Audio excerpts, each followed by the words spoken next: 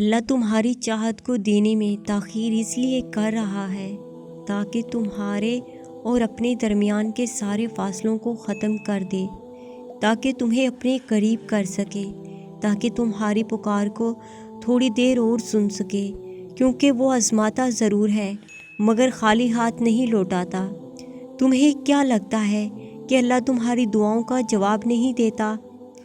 یاد رکھو، جب تم اپنے من پسند شخص کو دعا میں مانگتے ہو تب اللہ تمہاری دعا کے ذریعے ہی اس انسان کے دل کو نرم کر رہا ہوتا ہے، اس کے ذہن میں تمہاری چاہت کا خیال ڈال رہا ہوتا ہے اور تمہارے لیے اسباب بنا رہا ہوتا ہے، کیونکہ اللہ تعالیٰ قرآن میں خود فرماتا ہے، صبر کرو، میں تمہیں وہ عطا کروں گا جس کے لیے تمہیں آزمایا جا رہا ہے۔ یاد رکھو، نصیب ہار جاتا ہے لیکن دعائیں ہمیشہ جیت جاتی ہیں۔ بس یقین کے ساتھ اللہ سے مانگتے رہو، وہ رب تمہیں مایوس نہیں ہونے دے گا۔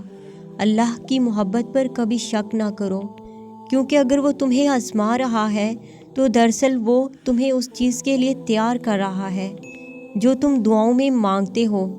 جب تم ایسا یقین رکھنا سیکھ جاتے ہو جو ہر شخص سے پاک ہو، تو اللہ ان وسیلوں سے دعائیں قبول کرتا ہے جہاں سے کسی نے سوچا بھی نہیں ہوتا۔ ابھی صبر کرنے کا وقت ہے، تم صبر کرتے رہو، وہ انجان نہیں ہے تمہاری سسکیوں سے۔ بس تھوڑا صبر کرو اور پھر تم دیکھو گے اپنے نصیب کا بدلنا، اور وہ وقت بہت قریب ہے۔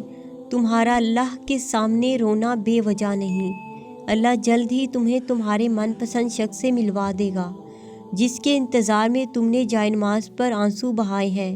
بس صبر کرو، کیونکہ اللہ تعالیٰ کسی کو جلدی نواز دیتا ہے اور کسی کی آواز کو بار بار سننا پسند کرتا ہے، اور بے حد خوش نصیب ہیں وہ لوگ جن کی آواز کو اللہ بار بار سننا پسند کرتا ہے۔ اللہ سے بڑھ کر کوئی سننے والا نہیں، وہ تمہارے لیے کن کرنے والا ہے۔ اللہ دعا میں مانگی ہر چیز عطا کرتا ہے، چاہے وہ محبت میں مانگا شخص ہی کیوں نہ ہو۔